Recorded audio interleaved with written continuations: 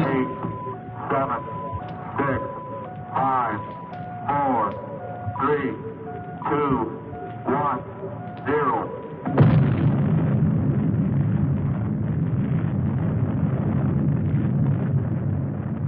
Since the splitting of the atom only a few decades ago, and through his God-given genius of science, man, at last, has succeeded in penetrating further and further into the unknown vastness of space.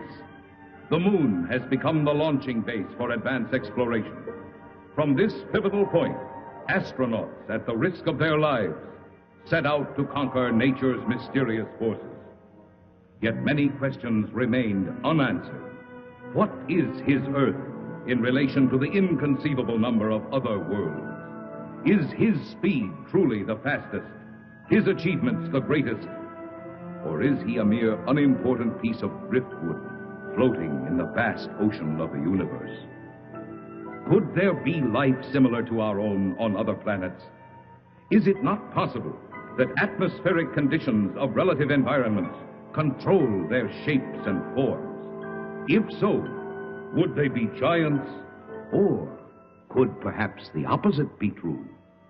Could their intellect have reached a scientific level far above man's dreams?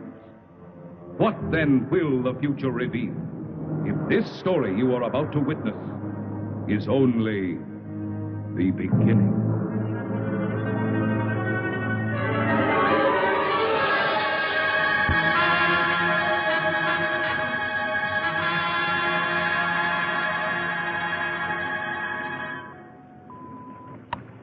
Log entry, Pegasus 3, March 16th, 1980. Captain Leonard, pilot, Lieutenant Webb, navigator. This is the 7th and last day of Space Reconnaissance Research, Flight 361, from United States Air Force Lunar Base 1. We are 21,000 miles from base, bearing at 270 degrees, 23 minutes. Azimuth at plus 46 degrees, 46 degrees, 50 minutes, ecliptic.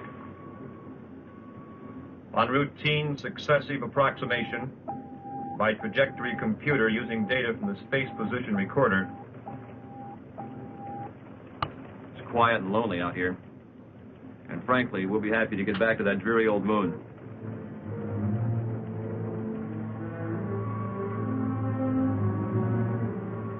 We're almost a degree off trajectory, Captain. Equipment check's okay. Must be an outside acceleration force.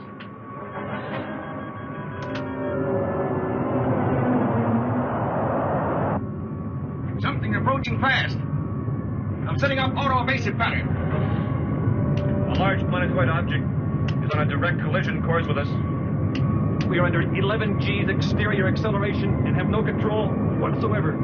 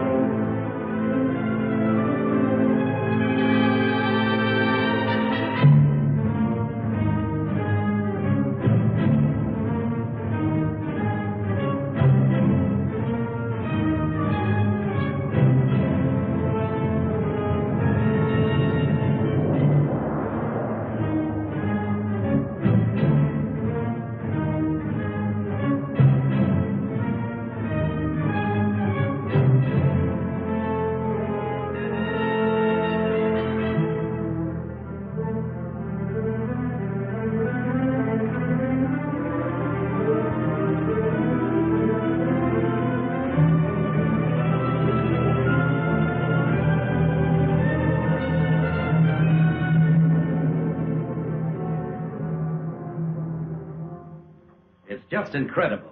2 ships missing in less than a month. Nothing within thousands of miles of their position. And yet they crash into something that appears suddenly on our radar, big enough to be a planet. And then the next instant it disappears. It's against all theories of space.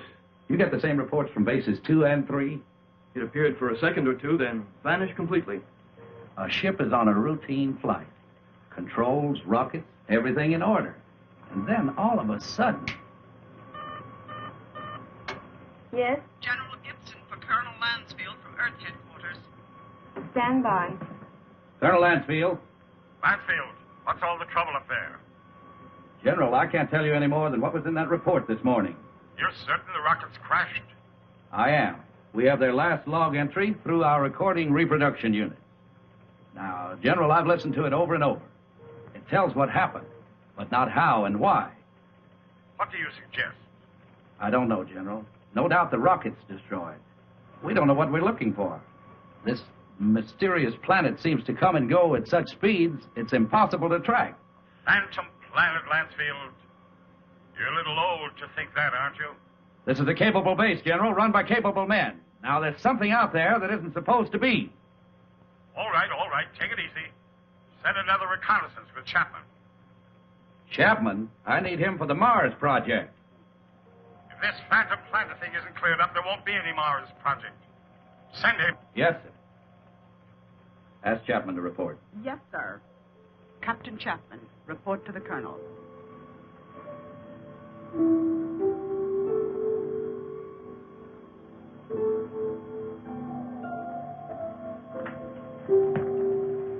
Sir, I've been testing the pressure equipment for the Mars project. Forget about that now, Chapman. You leave tomorrow morning. The General wants someone with your experience. I don't know whether to feel flattered or not. What exactly will I be looking for? A floating space monster? This is no joke, Frank. I wish it were. Sorry, sir. You know how rumors move around this base. Well, it's one of the things we hope that you'll dispel. Well, you're the colonel. I'll take a crack at anything once. And that's about all you'll get, Frank. One crack.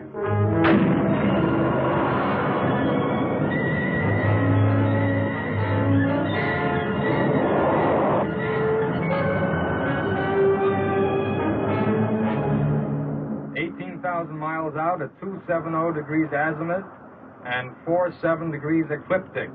Speed 4.6 miles per second. Check. Computer guidance on. Stability course on. Direction of rocket's port off. Direction of rocket starboard off. Set to automatic. Check.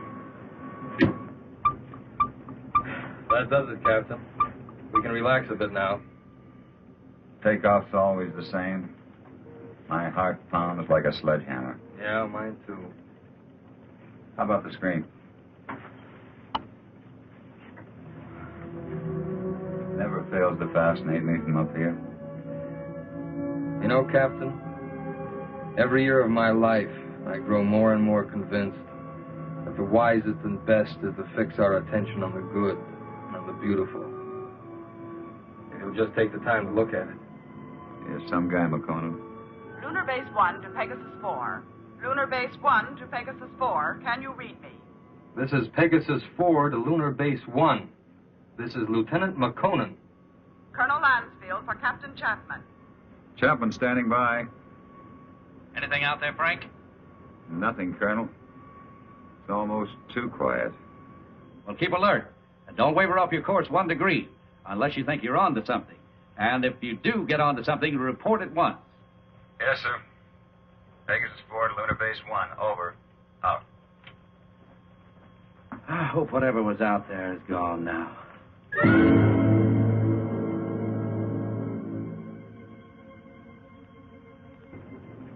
What's our elapsed time from base?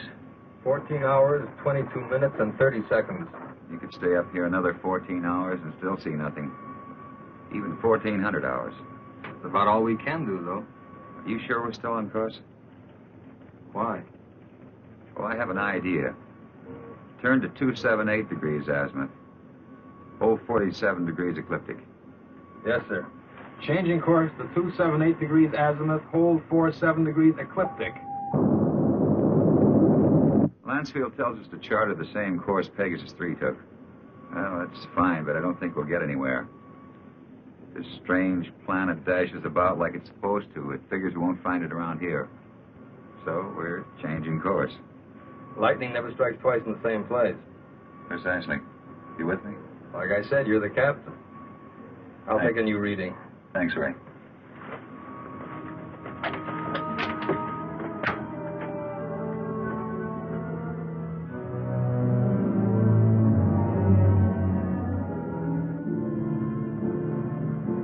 You could go nuts out here just waiting for something to happen.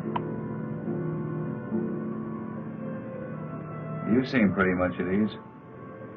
Well, I figure it's just the same as fishing. Gotta be patient and wait.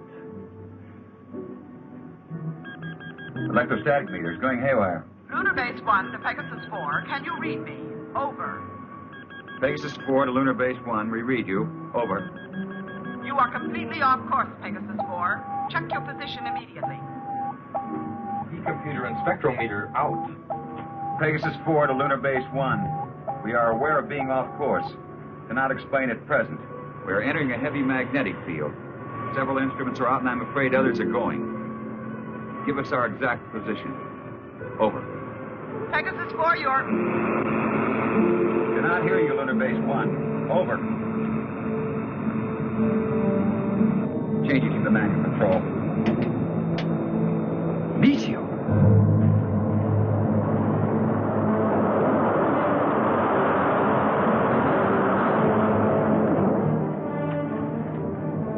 Boy, that was close. Yeah, and I'm afraid it isn't over yet.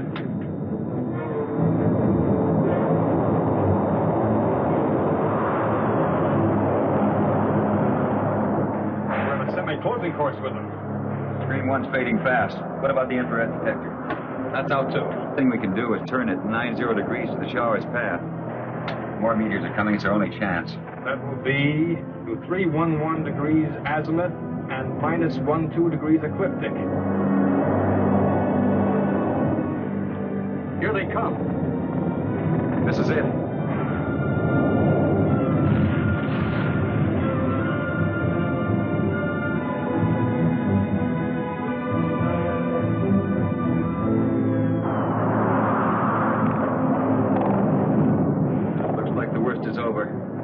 Of spots. Now, those are ionized trails. They'll persist for a while. Well, let's hope for no stragglers.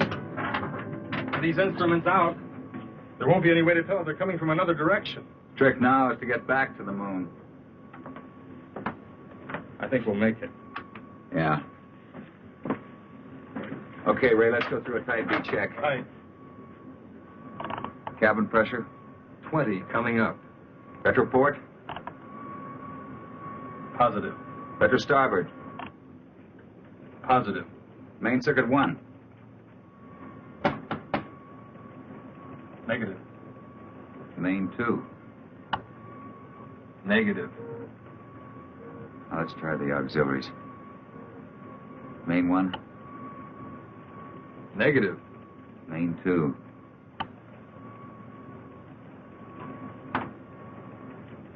That's not in the circuits. Well, the meteors must have smacked into the propulsion elements. Feed lines. Yeah, we're lucky. Well, there's only one way to find out. Looks like it. You know, there's one thing sure. What's that? They knew what they were doing when they forced us to go through those space drills dozens of times. If I remember correctly, you had a different opinion. Here, don't rub it in.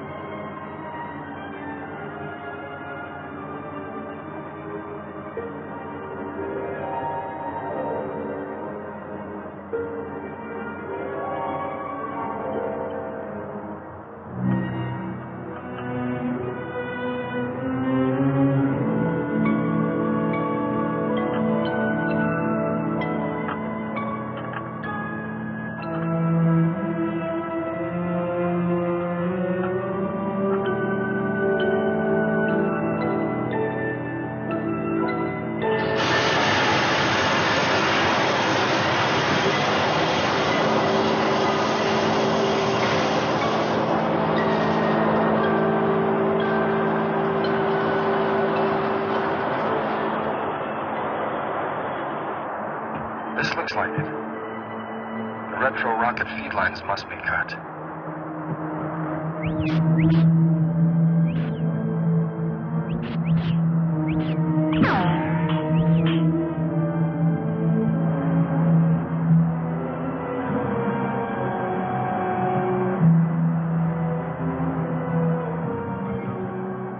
Frank, your airline's broken. Frank!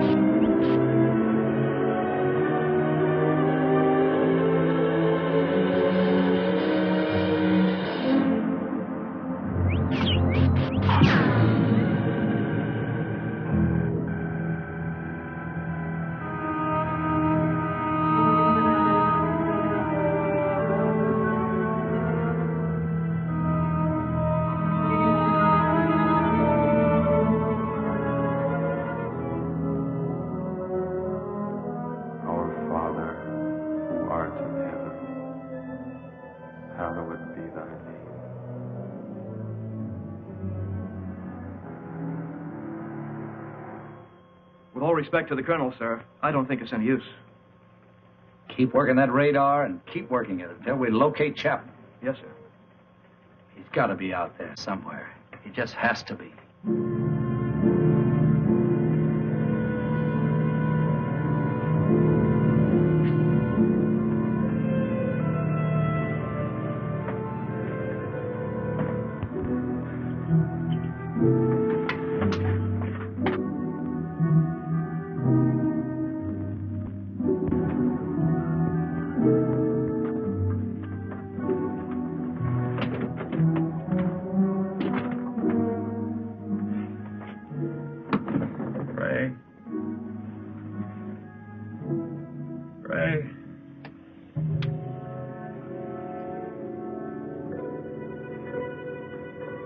Lieutenant McConnell.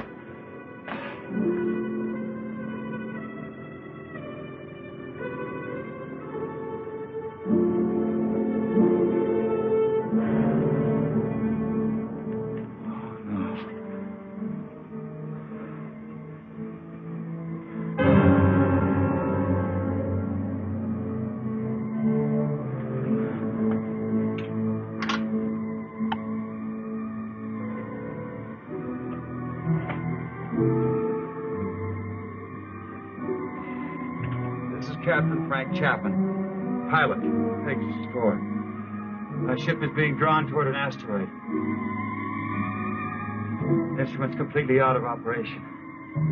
Navigator McConan, lost. I cannot read my position. I'm going to try to land. I don't think I'll make it. If I do, I'll continue recording.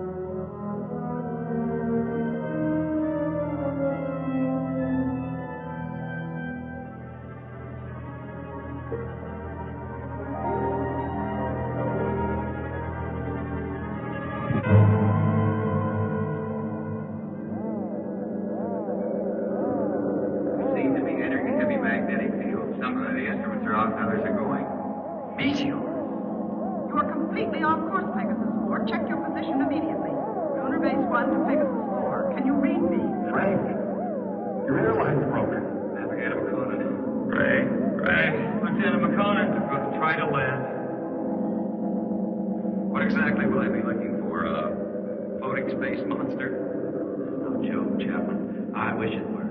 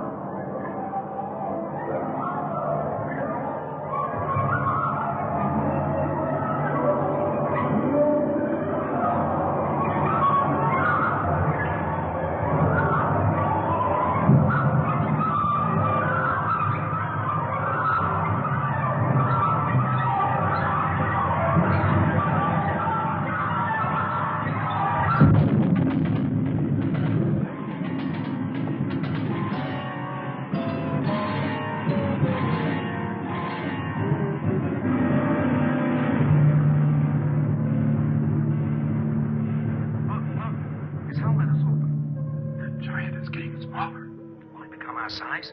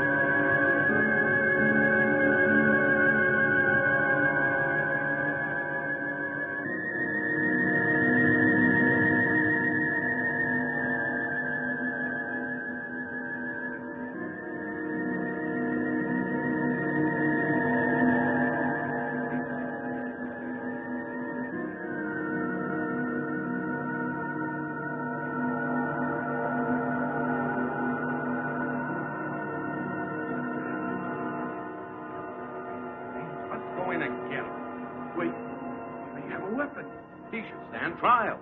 You must take him to Cecil.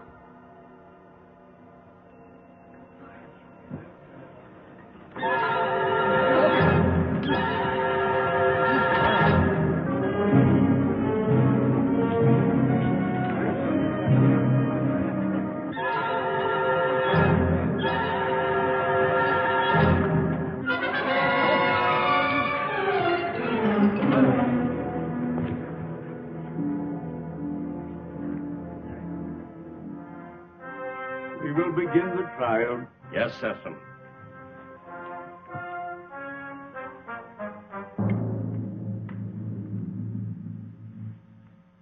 Thank you, Cecil. Bring in the jurors.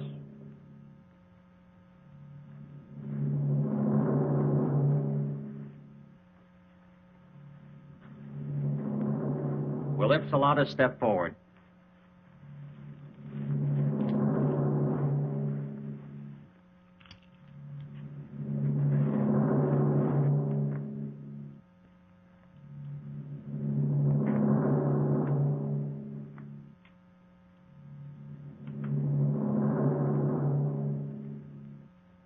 Call the prisoner. Bring in the prisoner.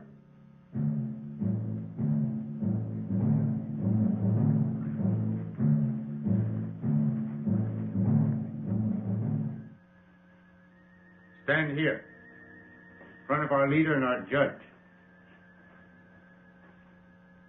Is the prisoner from another world ready to hear the charges against him? Charges? What charges? I will ask the questions. Are you ready to stand trial? It seems I have no choice. First, I want to know what I'm charged with. We'll let you know in time. What are you called? Chapman. Frank Chapman. What is your occupation in the world from which you come? I'm a captain in the Air Force of the United States, a country on Earth, Space Exploration Wing. But you must know about us. You speak our language. We do not speak it. But here on Rayton... Rayton? Yes, Rayton, the name of our planet. Here we are able to translate all languages through voice tone waves. Why all these explanations? Let us go on with the charges. You're right, Aaron. This is no time for explanations. Man from Earth, you are accused of causing injury to one of our people. I thought I was being attacked, and I defended myself. I didn't want to come to your world. I lost control of my ship. It was like being pulled toward your planet by an enormous gravitational force. You were, when you came into our path of travel. Path of travel. Phantom Planet. We managed just in time to control your landing by releasing the pressure in our space warp. I don't understand. There are many things you will not understand here. Maybe in time you shall. In time? That is correct.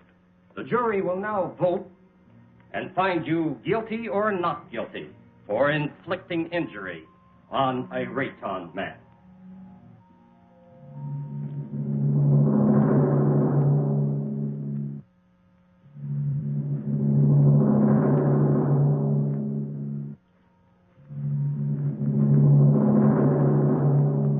The verdict, Judge.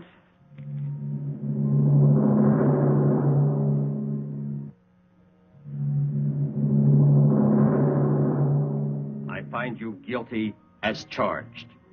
You are now a free subject of Rayton. The jury is dismissed. That is all. You are now a free subject of Rayton. That is not all. Listen, I don't know what kind of a place this is, but you must have some kind of law here. This planet pulled me to it. I didn't come here by choice. But being here, you cannot be permitted to leave. We must keep our security at any cost. So, I must pronounce you guilty. No penalties will be lodged against you. But you must become a subject of Rayton. Trial is concluded. Nothing is concluded. What is this? First I'm found guilty of something that's not my fault, and then I'm set free. Well, free to go where? Back to my world 6 inches tall? Don't worry. No harm will come to you.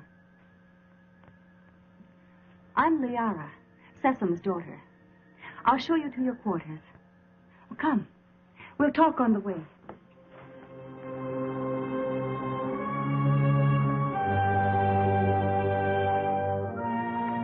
What has happened to me? You mean your size? Well, our atmosphere, together with some acceleration from our gravitational control, has reduced you to normal. Normal? Normal for us. You see, everything here is in proportion to our planet's size. We know several worlds that have creatures larger or smaller according to the size of their world. Do you feel any different?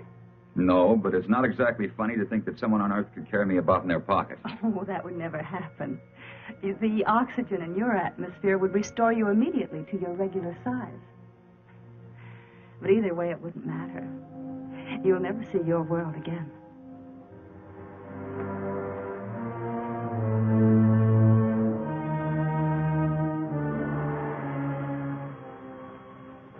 Nothing yet. No, sir. No contact for 2 days. I'll wait another 24 hours. Then, with or without orders, I'm sending out a search party. You wanted to see me? Yes. Will you excuse me?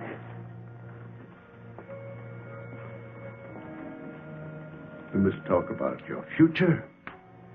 Your future on Rayton. My future on Rayton? I want to talk about getting back to my world, back to Earth. I'm afraid that is impossible. You might as well accept your fate of being one of us. Being one of us, you must be productive in one way or another. Well, what is it you want me to do? You must help us to keep spaceships from your world from landing here. But that's my only hope of getting back. Forget about it. 2 ships in my unit disappeared. Did they crash here? Unfortunately, yes. They were pulled into our strong gravitational field. Well, so was I. Yes, but luckily we were aware of your approach and lowered the power on our gravity field. I don't get it. In many ways, you're hundreds of years ahead of our science. Yet you live in such a primitive manner. It may not be as odd as it seems. It's true that our technology may be much further advanced than yours, but then a strange thing happened. Well, what was that? We had machines do all our work. People on Rayton became completely free of all labor, practically of all responsibilities. Our people became soft and lazy. They did not know how to cope with their free time. They started to fight amongst themselves. That's very interesting. Many people on Earth are beginning to face the same problem. Too much free time, too little work. Problem not at all unique in the history of the universe. Well, what happened on Rayton? Our forefathers then made a wise decision. They returned to, as you say, our primitive ways. The Raytons again had to toil for their living. They became much stronger, much happier, much more valuable. But you didn't forsake all of your scientific achievements. No, we retained the secret of the gravity control for our survival in space, and the secret of our food production for our survival on this barren planet. You sacrificed advancement for this. Sesame rules us, and we are content. Now, can't we get on with this, Sesame? Errand is hasty. We all are. Our lives have been changed so much. I would like you to become acquainted with our ways. Later, you may choose a wife. Liara or Zeta. Zeta cannot speak, but she is a fine woman. Well, between the two, it would be difficult to make a choice. It is no problem. You may take your time, but once you've made your choice, remember, it must not be taken lightly. You must be hungry. Come with me. Liara, go now and learn our ways, and perhaps you may help us with our problems. You can decide about this later. Now you need to eat and rest.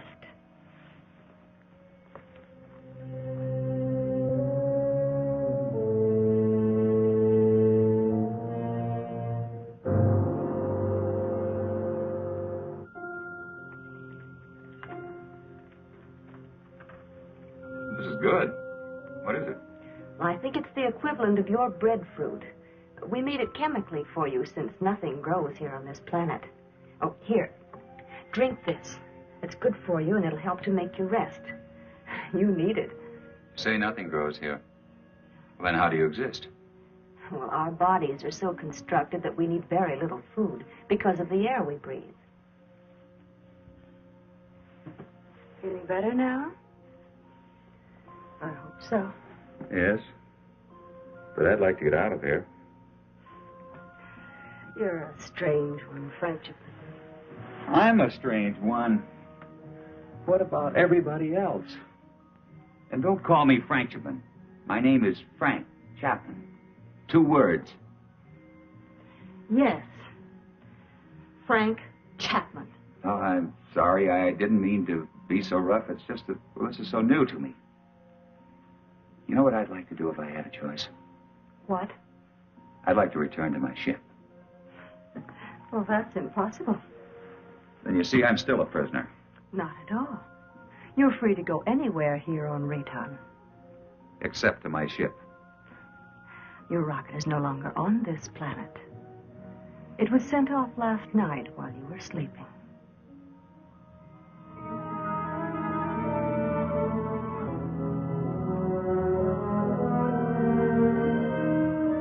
I cannot read my position.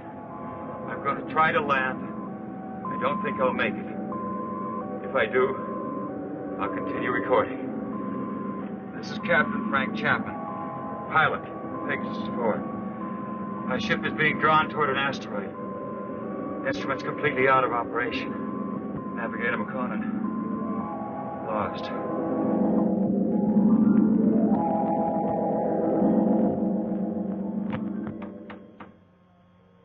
Sir, unidentified object on screen. This must be Chapman's ship, Colonel. Certainly has all the indications and all the characteristics of a spaceship. And no other unit of ours is scheduled for flight in this area. Any contact? None, Colonel. Just static. His auto-emergency transmitter should be on full blast. I'm tuned to all Pegasus frequencies, sir. So are the automatic relays on Earth. Good. This must be Chapman's ship. What else can it be? Captain Beecher and Lieutenant White are to report to the briefing room immediately and stand by for takeoff. Now report immediately any news or anything unusual on your radio and radar relays. Yes, Colonel.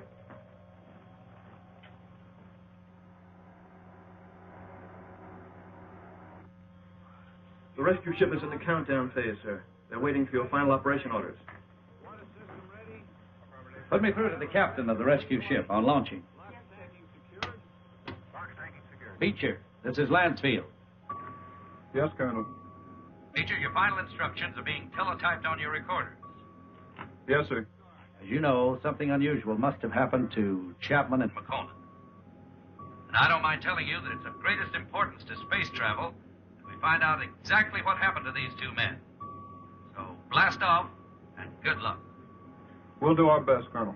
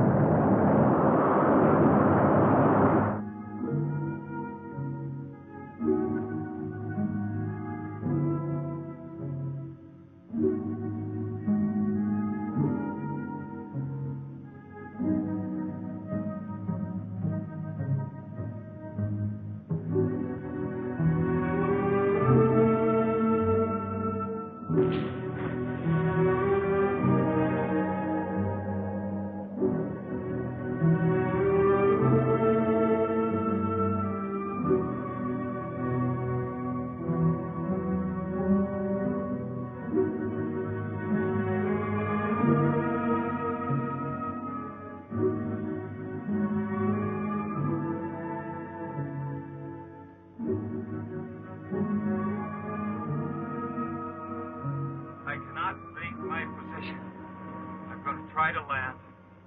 I don't think I'll make it. If I do, I'll continue recording. This is Captain Frank Chapman, pilot, Pegasus 4. My ship is being drawn toward an asteroid. Instruments completely out of operation. Navigator McConan lost. Pegasus 4 to Lunar Base 1. Pegasus 4 to Lunar Base 1. This is Captain Beecher, over. Lunar Base 1 to Pegasus 4. We read you, Captain Beecher. Good work. Stand by for Colonel Lansfield. Beecher, how are they? They're not. I mean, there's no one on board. There isn't a sign of life. Two men just don't get up and walk off a rocket in the middle of space? No, sir. Then what the devil? Chapman recorded a final message, sir, but it doesn't make sense. Our referral units are picking it up. We're examining it. Can you bring her in? I'll have to check out the instruments, but I think so. All right, give it a try. White can bring your ship in. Yes, sir. And Beecher. Yes, sir. Good luck.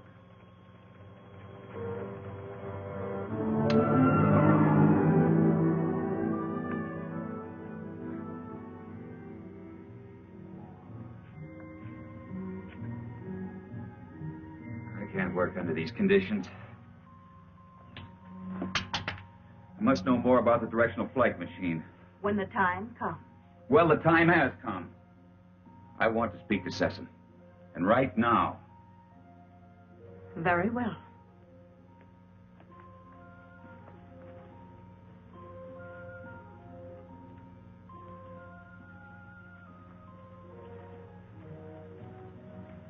Father, Frank Chapman wishes to speak with you. Do you want to talk about Liara? That isn't what I came here to discuss. My work has reached a stage and I need to know more about your gravity control. It is too soon. Now, how do we know he's not a spy for the Solarites? You're too distrusting, Heron. All right. You may see it.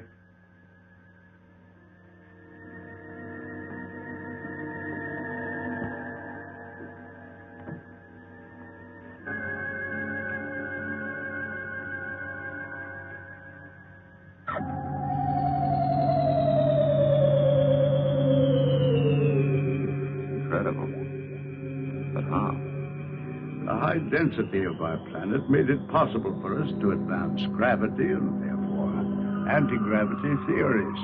It's beyond me. Einstein was working on this problem, but he died before he could complete his investigations. What causes Rayton's high density? The atoms on this planet have narrower electronic orbits than the atoms on most other planets. The smaller they become, the easier it is for us to control and take advantage of positive and negative gravity. But why is Rayton getting smaller? This planet is slowly using up the energy that holds the atomic particles together. You mean you might disintegrate into nothing?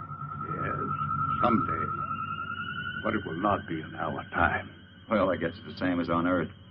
We don't seem to worry that our sun might be cooling off in many millions of years. The danger for us is that sudden bursts of concentrated heat directed on our Rayton might suddenly speed up the process of time.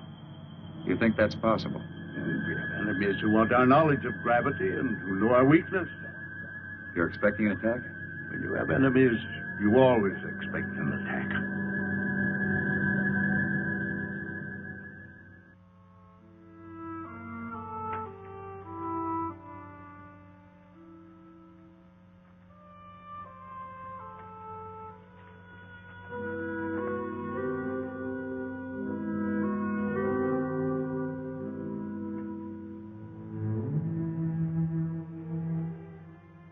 Hello.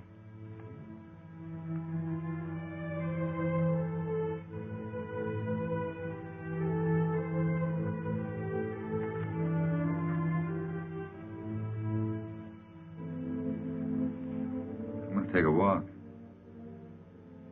Could you join me? Come on.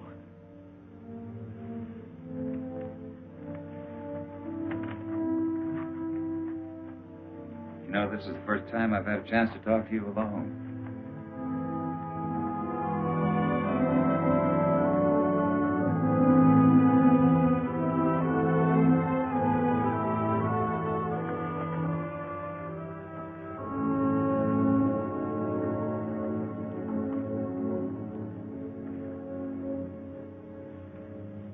How is it you're more different than the others? I don't mean you're sour inside. I mean, you're warmer, more sensitive. That wasn't really a question, because I know you can't answer. I just wanted you to know how I feel. Strange world. I don't want to hurt Liara. You don't either, do you? I like you.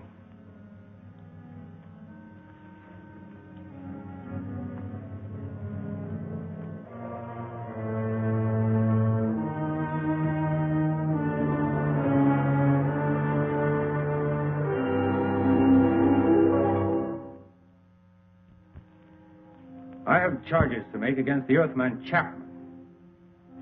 He is imposing himself both on Liara, your daughter, and the mute girl Zeta. Now, this is an insult to Liara. You know I love her. And a direct insult to me. I am asking, rather, I am demanding your permission to challenge him to the duel.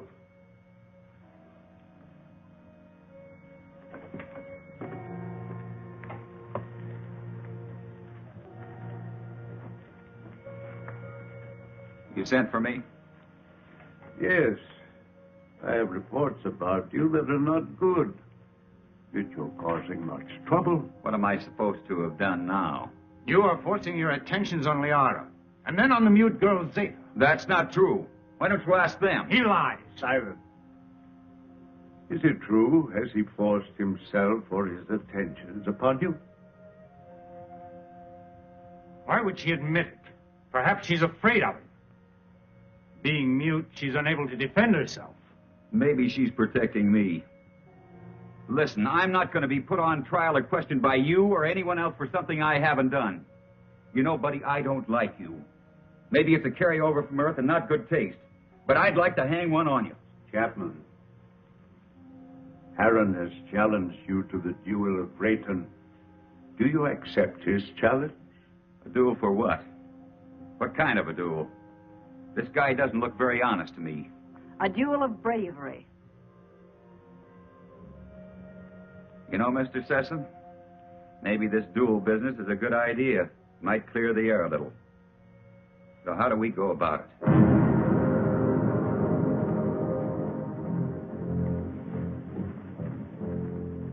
Harron, you know the rules for the duel of Rayton. But for him, I'll have to explain and show the results. Chapman, come here. Those are gravity plates that we've had placed here. Their intensity is so high that any object or any person placed on any one of them would immediately disintegrate. Here, let me show you.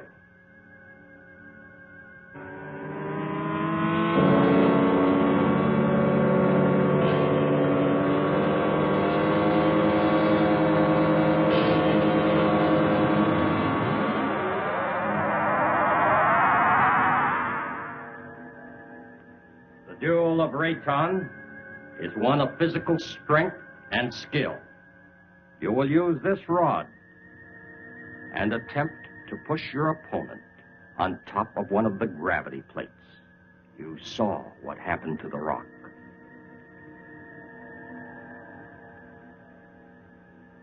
Get ready.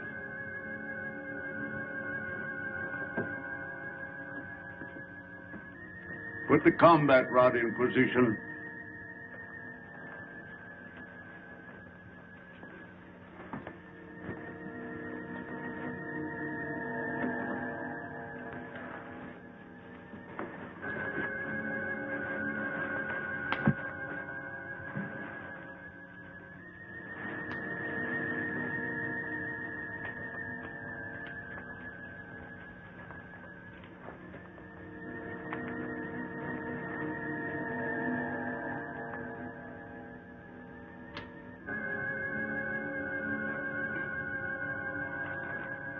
At my signal, you will start the duel. There can be no quarter called and no quarter given. The fate of the victim is in the hands of the victor. The moment has come. At my light signal, you will proceed.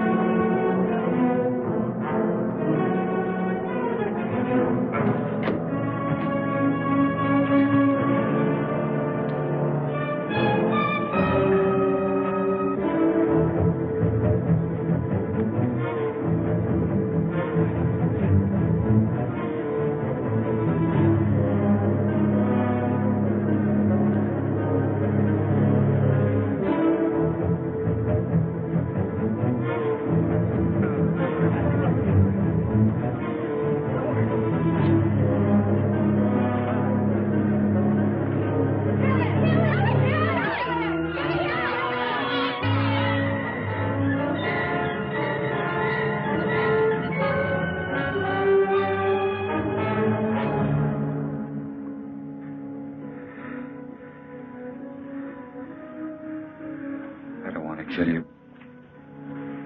I never did.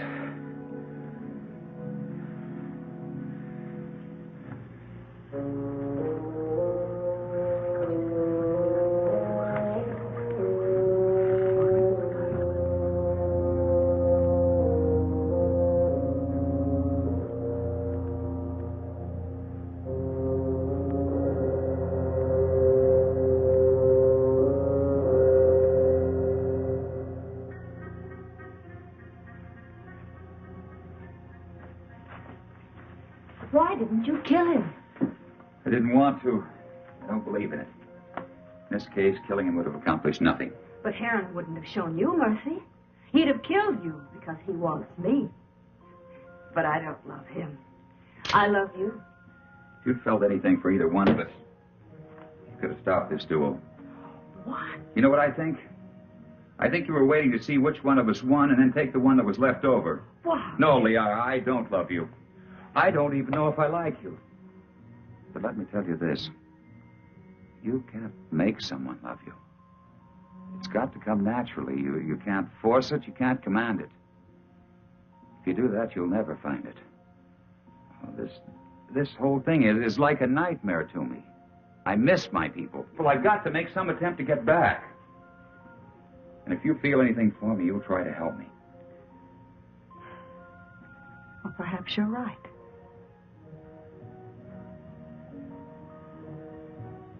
Maybe I can help you.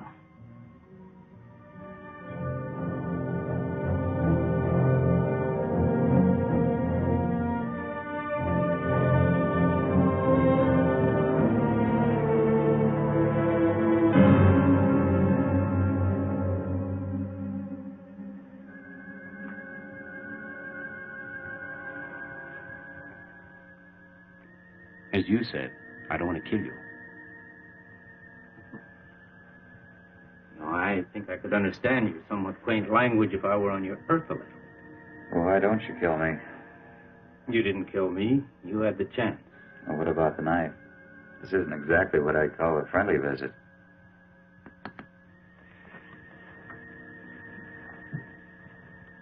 You help me. I have a plan whereby I might help you to leave our planet. Perhaps it will work. I don't see how this is possible. What about my size? I inspected your giant suit. And the oxygen tank holds air from your own world. Now, isn't that right? Yes, of course, but why? No, never mind that. It's not important. You see, the whole plan is based on the theory that your people are searching for you. Now, I must get you back before they attempt to find you here. I know they've been searching and will eventually zero in on this planet. I think I can get you back in time. Yes, but you're doing this because of Liara, aren't you? Yes, I am. I'm in love with her. I don't think she loves me yet, but perhaps with you gone, she will see things in a more realistic light in time. Well, how can we get my suit into the open? I have some men I can trust. Incessant? No. You must never know. Otherwise, we both will be put to death. 2 nights a week, I'm alone. In complete charge of the Master Control Center. Can one man handle it? Yes. And on one of those nights in the near future, while Sesame's sleeping, I will maneuver Raytown within a distance of your Earth's moon. You think they'll be able to see us? Precisely. They will investigate and find you.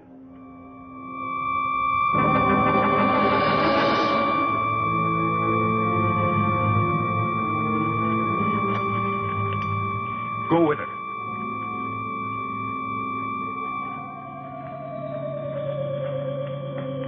What is this? What's happening? The siren means we're being attacked. Attacked by whom? Attacked by whom? The Solarites. We've been here too long. They've discovered our position. Who are the Solarites? I've no time to explain. I must help Sesame. What will this do to our plans? We must fight this off or no one will have any plans. Is everyone underground? Yes. Let me go.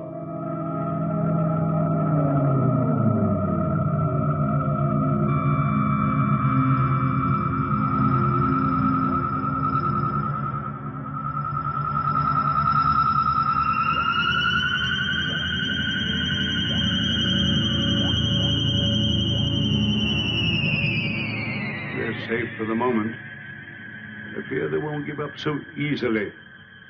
Safe for the moment? Well, who are these Solarites, anyhow? They're from a sun satellite. For generations, they've been after our universal gravity control because they want to avoid being pulled into the sun. If we don't stop them, they'll eventually attack your Earth. Liara, show him the prisoner. Prisoner? Come.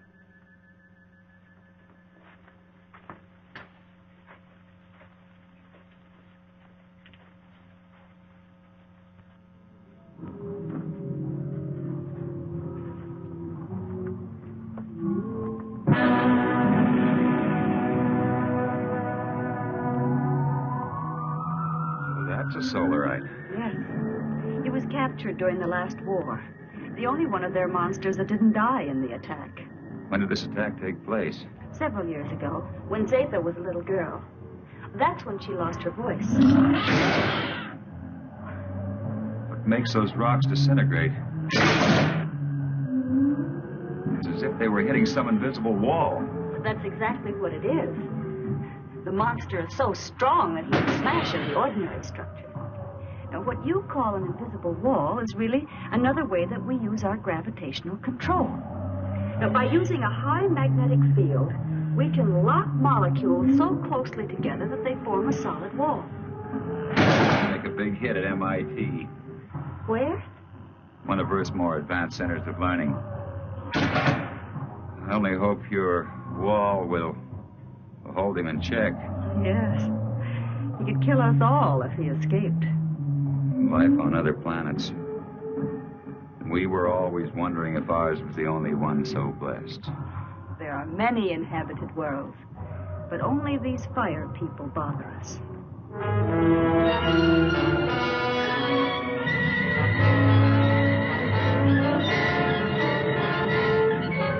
We have been sighted by the enemy.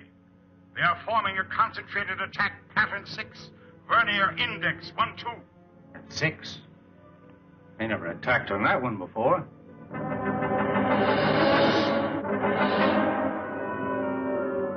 What are we going to do? We must try to break up the attack.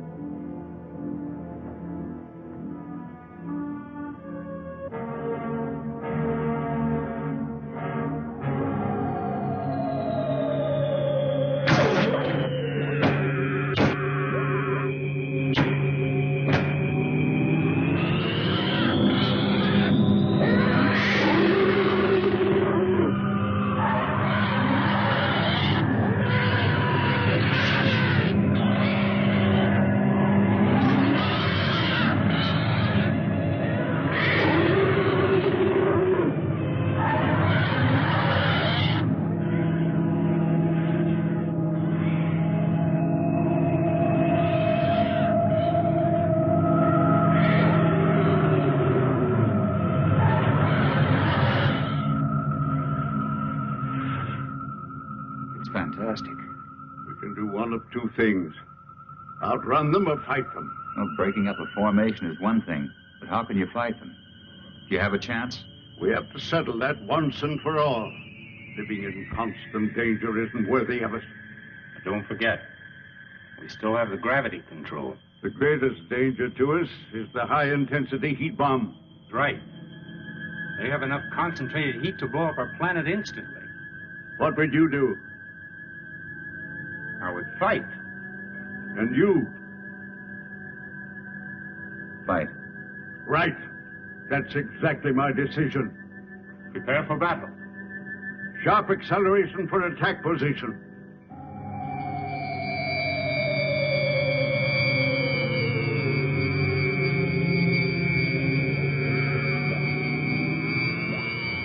Maneuver so that we face the enemy when they attack.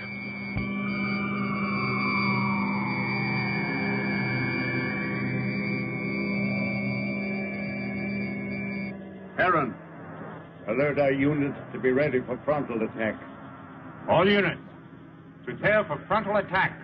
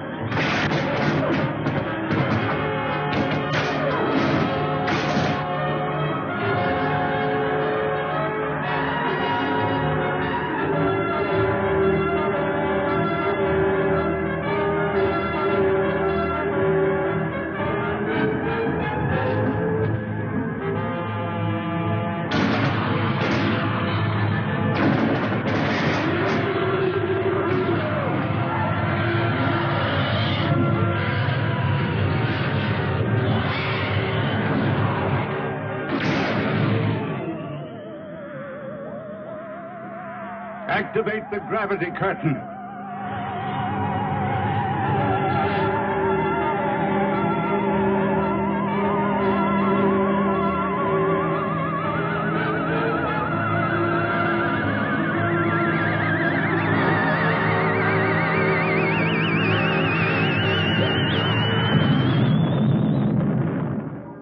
Oh, it was a magnificent victory.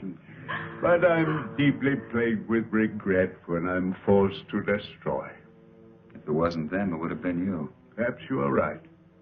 You're wise, Chapman. One day you and Harold will lead our people. Well, I'm honored and grateful, I but... will teach him all he needs to know.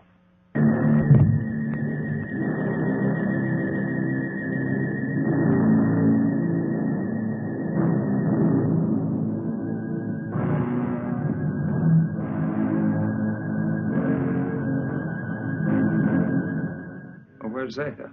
She went to sleep early. Sleep. I'm very tired. Perhaps the battle was too much of a strain on me. Good night. Good Sleep night, well, Father. Zeta.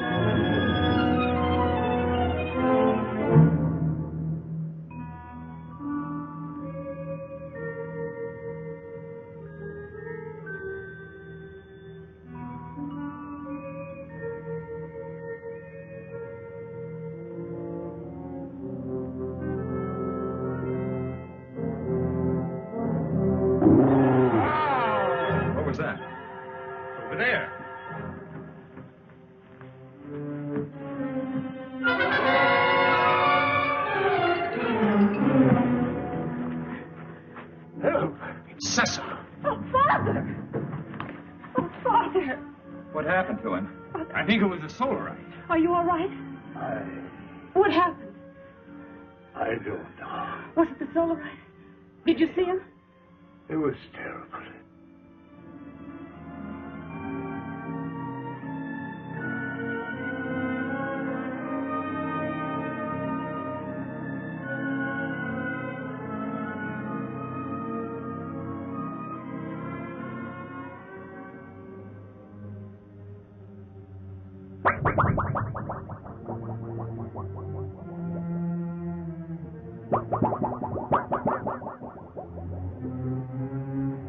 I'm going to control room. No, you stay with Liara.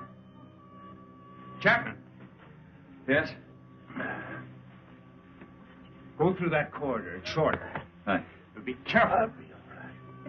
Oh, Heron.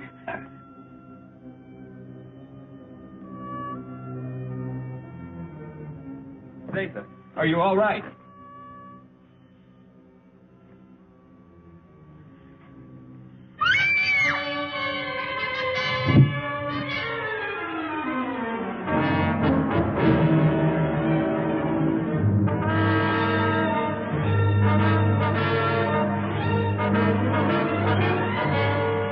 Hey, watch the plates.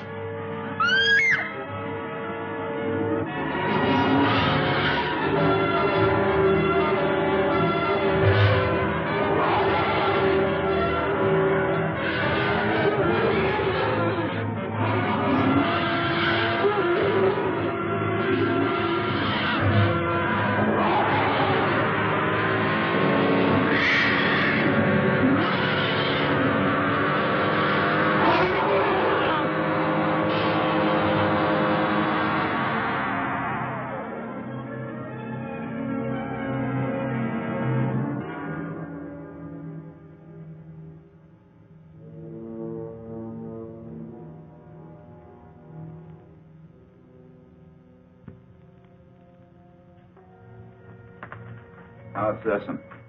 It will be all right. Liara's with him. I'm glad. You still wish to return to your world?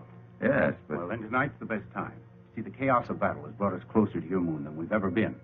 It'll be a simple task to maneuver Rayton slowly and steadily even closer, and the risk will not be so great because the travel time will be short. And we'll be well within the range of Moon's radar. Yes, but we cannot go unnoticed. Now, as soon as we're within range of your moon, my men will carry your suit out into the open. Now, if your people come to investigate, we'll pull them into our gravity and direct their landing. Meanwhile, you will enter your suit, seal it up, so that you're not exposed to our atmosphere and, well, the rest you know. Where shall I meet you? The control chamber. Someone will come for you.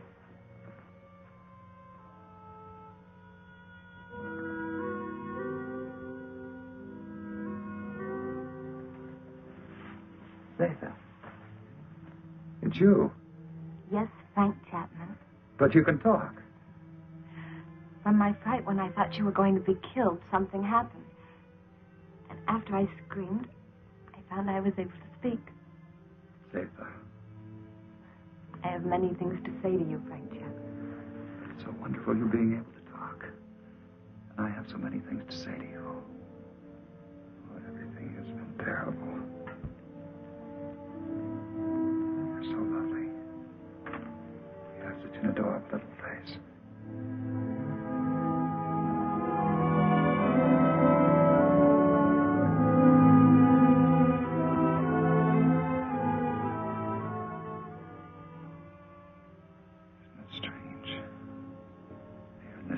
I've found perhaps what I've been looking for all my life. And I must leave. Although everything within me wants to stay. It's my solemn duty to leave. You understand that, don't you? Frank Chapman, I've been in love with you since the first time I saw you. And I've never been able to speak a word of it until now. As I know, my love for you is so strong. So, I also know that you will leave. I must leave.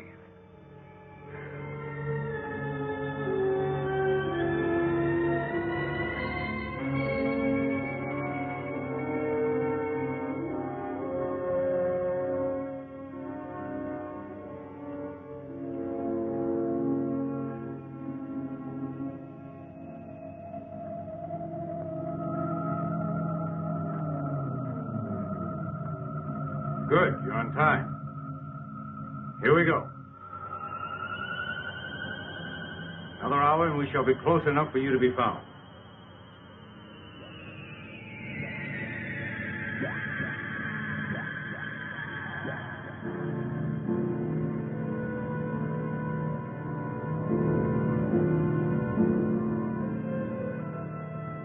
Lunar Base 1 to Rocket Ship 380. Over. This is Rocket Ship 380 to Lunar Base 1. Over. Radar has just picked up a giant asteroid. Identity unknown. Cannot find any record of it in the space charts. The Phantom Planet. Give us exact position of asteroid. 9 degrees in northern cluster field, and I have an order from Colonel Lansfield. You are to land on this asteroid and send White to investigate. I hope you will find happiness back with your people. It would be my happiness. Here or there. Frank Chapman, please. You must take the stone. It will be a good luck charm. Hold on to it. It will help you to go back safely to your people. Keep it. And remember my love. Yes, Zeta. I'll keep it forever. Just confirmed it. A rocket similar to yours is heading in our direction. I hope it won't crash. Don't worry. I have the best man on gravitation control. And I have another man who's coming to help me turn on the oxygen tanks as soon as you're in your suit. Thank you, Han. You know, we've become friends here. Good friends. We would have become friends anywhere. Your planet or my Earth. I wish you and Liara much happiness.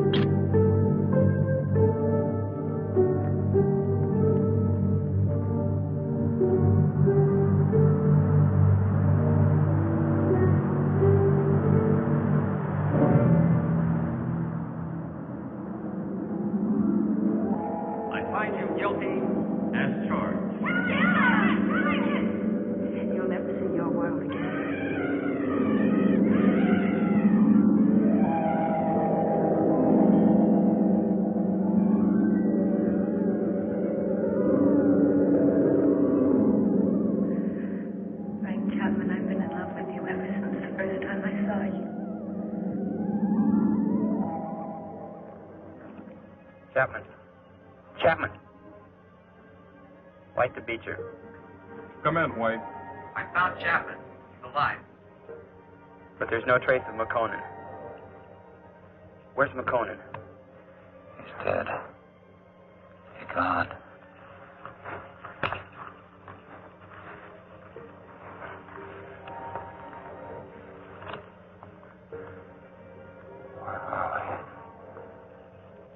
Where are they?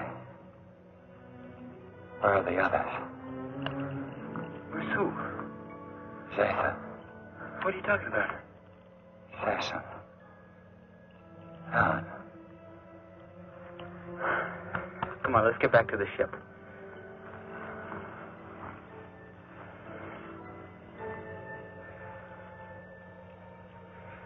White to Beecher. I'm bringing him in. He seems to be all right. He said McConan is dead. He keeps talking about other people. I think he's in a state of shock. Do you need assistance? No, Captain, I can handle him alone. You know, Frank, you're a lucky guy.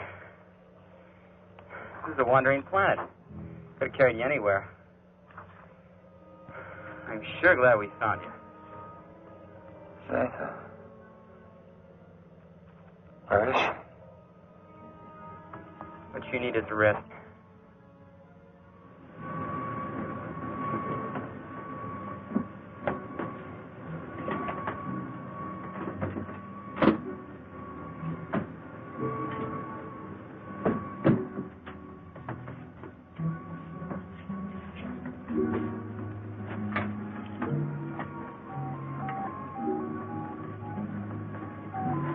Prepare for immediate takeoff.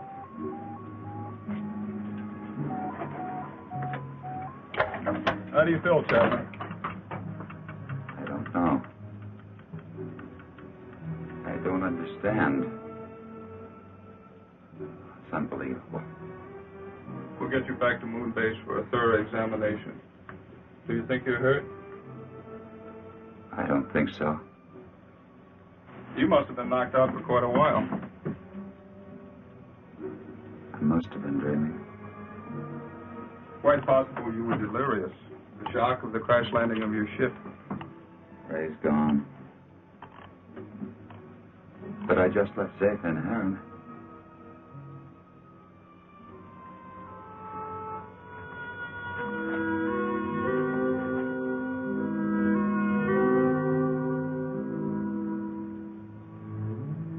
She had such an adorable little face. All rockets ready for firing. Stand by for countdown. The gravity of this planetoid is very strong. We'll need every bit of thrust for our takeoff. Don't worry. I know we're gonna make it. Start your countdown. 10, 9, 8, 7, 6, 5, 4, 3, 2, 1, 0.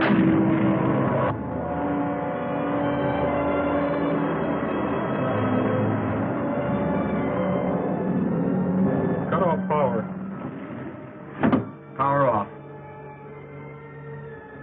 Rear screen. Rear screen.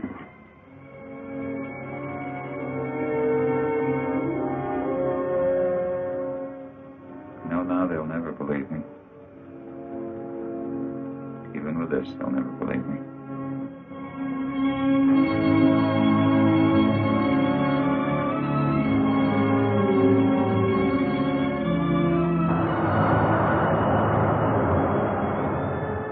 What then will the future reveal? If this story is only the beginning, only the beginning.